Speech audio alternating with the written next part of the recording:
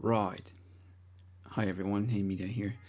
Yesterday I saw a video by ThinkTank with Hannah Cranston and Joseph Sandberg about how money seems to be a feminist issue, and of course she has to bring up the paying tax and the supposed wage gap. Um, I'm not gonna get too deep into that, but the funny thing is that they are pitching this new bank aspiration that actually, if you look at it, if you research it, it scores the full 2 stars on Yelp with mostly negative comments, and just seems to be a front for Radius Bank. I mean, it's just a pretty interface for another bank, and they're trying to tell women that they are a better bank for women, and that other banks are trying to trick them. That's exactly what they are doing right here. I mean, with the help of Think Tank, they're pitching a a bank which has nothing but negative comments, almost exclusively negative comments, and hidden things like they pitch a 1% interest rate, but you don't get that unless you have $2,500 in your account. And they don't mention that anywhere. They don't mention that you can't transfer money after 11 Eastern time. That you have a daily spending limit of $500 and things like that. So, I mean, they have a lot of hidden stuff themselves, but they seem to be pitching that they are so open and honest about it. It's absolutely not true. Okay. Anyway, let's dive in, and you can have a look for yourself. Hey guys, welcome back to Think Tank. Hannah and Joe Sandberg here. Hello, Hannah and Joseph. Who is the co-founder of Aspiration and the founder of Cal EITC for me. So he has a vested interest in those companies. And you and I had a conversation a few weeks back about how money is a feminist issue. Now, I don't think so. I don't think money is a feminist issue, to be honest. I have a video that is coming out on the Young Turks Facebook page, as well as the Young Turks YouTube page, where I talk about why money is a real issue for women and why we need to treat it as sort of this predicate to feminism. And you and I have discussed this in the past, and so I would love to hear your opinion and your stance of why you think money is so important to the feminist cause. All right, let's go. I'm curious to see what you have to say about money and women. In light of the fact that you are trying to pitch your own company here. Let's see how this goes. Yeah, well, I think feminism is fundamentally about self-determination and power. And financial empowerment is a predicate to having power and self-determination. The powers that be try and control us by telling us we can't control our money. So us, everybody, what you just said is true for everybody. That we're not smart enough, that we need the professionals to help us. And those are all ways of keeping us down in one form or another. And the essence of feminism is about lifting everyone up to their self-determination. Yeah, okay. Everyone. And if you don't have financial power, then I think it's hard to actually have full self-determination. And so what are ways that financial institutions take away that financial power, right? Because I do think it starts from when you're very young, where you're kind of like told that like men control money and like, oh, just leave it up to the boys, and like. I don't know where you grew up, but where I grew up, I've never heard that men control the money. And in fact, actually, if you look at household spending, it's the women actually who control the money. The women decide what most of the money gets spent on. Even from the beginnings of like, oh, girls aren't good at math and sort of those like societal things, up to where we are now, when you're older, when you're paying, a pink tax and you're not getting. There is no such thing as a pink tax. And if you really do think that there is a pink tax, then by all means feel free to buy the male version of whatever you think there's a pink tax on. I know that you will be giving the example in your head of the razors right now, but women use razors in a very different way than men, and they are being designed in a different way than for men. Men use razors, for example, only to shave primarily only their face, whereas women use their razors to shave pretty much all the hair on their body, and therefore they need to be differently designed and differently tested. So that adds an extra R&D cost. Getting as many like in services from your financial company, or your a lot of not as many investments are made in women as men. So how does that? Can you walk me through that flow of how financial power is taken away from women? Well, it starts at a really young age when we're told you aren't smart enough to control your money, and what we need to do is call bullshit on that. You absolutely are smart enough. I don't know any woman who has ever been told, as far as I know, that she is not smart enough to control her own money. That's a very strange thing to hear. Is that true? And there's a reason that the powers that be don't want people to control their money. That's how they keep us down. And I think one of the important frontiers of feminism is, on behalf of women and frankly on behalf of everyone, to say, no, we're in control of our financial future.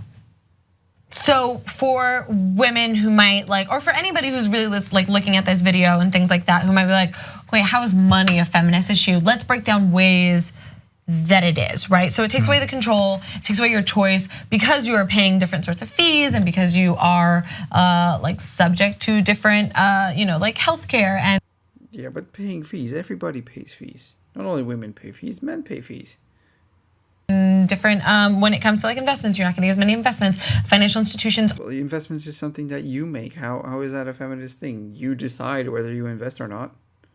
Aren't catering to you, and the ones that are catering to you are doing it in a really sort of like condescending way. Yeah. And you think that only happens to women? Like institutions will not appear condescending to men, because all men obviously magically know everything about finances and investing.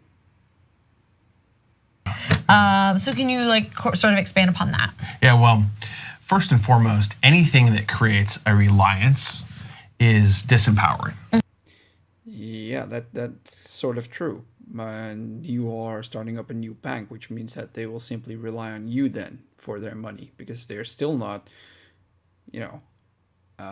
keeping their own money in a sock under the bed. It's in your bank, and you have control over it in the end.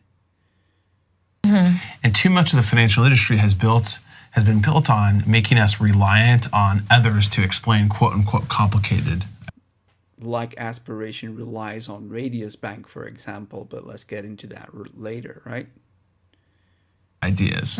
But the dirty secret is none of the ideas in finance are complicated. They're rather really simple concepts. No, some of the ideas are actually quite complicated, and you're now just rustling up people to believe in your fairy tale and letting them join your bank because you have a vested interest. That the industry has made complicated so that we feel reliant upon that industry. Frankly, an industry that is very dominated by, upper class white males. There we go. White men are the boogeymen. To the detriment of women and people of color. Obviously, they are the victims, women and people of color, obviously. And it's up to us as progressives to change that. Yes, you're such a good boy. The change starts with taking power in our own lives by scrutinizing all the ways we interact with the financial industry and gaining a sense of understanding so that we can call to account the financial powers in our lives on how. Why do you keep looking down there? They're, BSing us. And why do you keep looking in that direction? Do you have your script down there? Do you have your sales pitch on the paper down there or on the screen? You keep looking down in that direction there in the middle of the screen. Well, it's down there. if necessary, switch to other financial power partners that treat us like people instead of like variable. Switch to other financial power. Now there's a Freudian slip, isn't it? You want them to switch to your financial power, right? In a Microsoft Excel worksheet. So how do these financial powers specifically target women and people of color? Yeah. Well, yeah, so explain that to us, because so far everything applies to everyone. So how is this a feminist issue? You still didn't really address how this is a feminist thing. With very opaque offerings. Any offering that isn't transparent is an offering that deserves your extreme skepticism. Yeah, that's true for pretty much everything in the world and everyone. And so when you open up your bank account statement, you open up your credit card statement, and it's far less than obvious what fees you're being charged or how you're earning on your savings, know that that's one of the many ways that they get us. Transparency is the first step to empowerment. Okay. Well, my fees in my bank are pretty obvious. They are just listed. And we have to demand transparency, and it's on you to be with financial partners that deliver. Oh, it's on you. So it's victim blaming now, right? For transparency, and don't accept anything less than perfect transparency. Perfect transparency, like your bank aspiration is super transparent about the fact that you're keeping the money in another bank yourself, Radius Bank. People have been told that. People have been made aware of that. All your customers. As far as I can tell, doesn't seem like that. People seem to be surprised and reacting in strange ways when they find out that your website is apparently just a slow front end to using another bank. And so how can people look out for like red flags that is sort of like an indication that there's not transparency within their financial institution? Yeah, I think there's several things to be on the watch for. Number one, examine whether you're being charged an account fee in your banking account. Oh, no. Something that simply pretty much every single bank in the world does. Yeah. Well, let that be a reason to come and switch over to your bank. If you are, that is a red flag. Second, examine whether you're being charged a fee to access your cash at the ATM out of your bank's network. So out of your bank's network, that's also pretty normal. Inside your own network, okay. Even still, some do that. But out of your own bank, yeah, you get cross-banking fees and stuff like that. That's not too abnormal, man. For example, if you're a customer at Wells Fargo and you go to an ATM machine that's not in the Wells Fargo network and you're charged a fee, that is another red flag. Well, I don't know much about American banks, obviously, but I have been seeing left and right that Wells Fargo does seem to be a pretty bad example of a good bank. Finally, if you're earning zero on the money you put at the bank, right, meaning that the bank doesn't pay you anything for the privilege of having your money, that is a red flag. That's called an interest rate, as far as I know.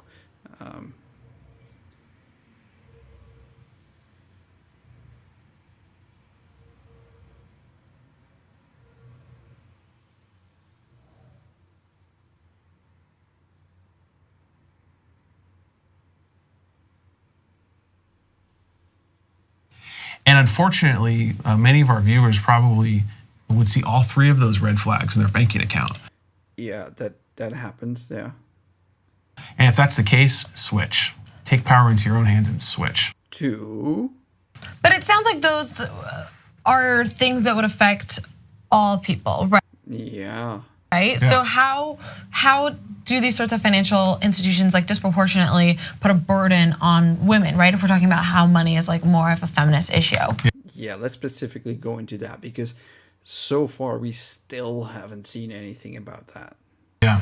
Well, I think a particular way that these financial firms exploit women and people of color is with marketing tactics that frankly condescend instead of treat us like human beings. I don't want to call out any particular financial institution. But let's give an example. But, let's just say that I think we should all be treated as smart, intelligent human beings. And when people think they can reach us by, sending us roses to open a bank account, I'd be suspicious of what they don't want us to see. Well, I think women are smart and capable enough to make their own decision whether or not to open a bank account when they receive a rose or not from said institution. And speaking of things that, you think those banks don't want the people to see, what about the things that you don't want people to see? Like the service fee that you have to start paying, the recurring $5 service fee when your account seems to go dormant, right? Or the fact that you're actually just a front for Radius Bank. What about those things? Right? That these kinds of marketing gimmicks and tactics that Marketing gimmicks and tactics like the 1% interest, but you only get that if you have a minimum of, was it $2,500? $2,500, I think, in your account. Otherwise, you only have a 0.25% interest. So isn't that a marketing gimmick, a tactic that you're using? I don't see that anywhere described. You throw that number around, but I don't see much about the extra information that you need at least $2,500 in your account to benefit from that. some firms use to reach women or people of color are methods to distract you from the real issue, which is they might be treating you like crap. Banks treat customers like crap. All right, but apparently women more. I think banks treat everybody like crap, to be honest. I still don't see this as a feminist issue. So you think that these sort of financial institutions who may be doing sort of these like inauthentic and like condescending ploys to get your money are probably also doing things because they know that they'll get that, like for certain people who are in like a lesser situation when we're talking about women and minorities, and so that they can take advantage of you with these sorts of like fees and like bad interest rates and things like that. So okay, so that's really interesting. And you guys don't do that at Aspiration. No. Really? You don't do that at Aspiration? Because I seem to see differently. Tell us why or how you guys sort of like level the playing field and put sort of like the power back in people's hands and give women and people of color a choice when it comes to their money. Yeah, well, there's two big factors about Aspiration. The first is our business model, pay what's fair, which Okay, pay what's fair. Unless your account goes dormant, then you pay what we say you pay. means the only fees that you pay as a customer are the voluntary fees you choose to pay. And again, unless your account goes dormant, then you pay what we say you pay. Also, fees that come out of nowhere, charges that seem to come out of nowhere, you also pay those. The second important thing about Aspiration is that we enable you to bank, invest, and spend in accordance to your values. Okay, but you can't bank according to when you want your money, apparently. Also something that doesn't seem to be very well communicated.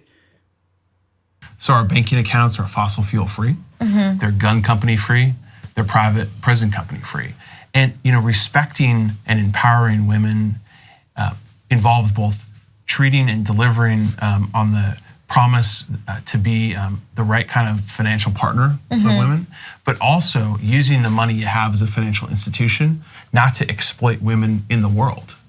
Right? Those two factors are both really important. A lot of banks that use their money to lend to private prison companies, to gun companies, to fossil fuel companies are financing the exploitation of women and people of color in the world with their lending activities. And how so?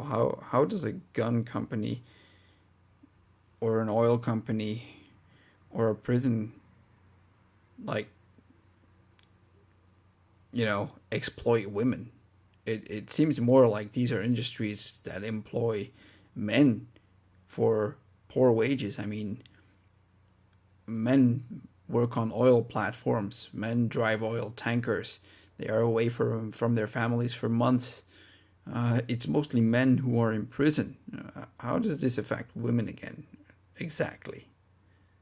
And so, an important step that you can take is not only demand that you're treated with dignity and respect, but demand that the bank where you put your money treats the world with dignity and respect.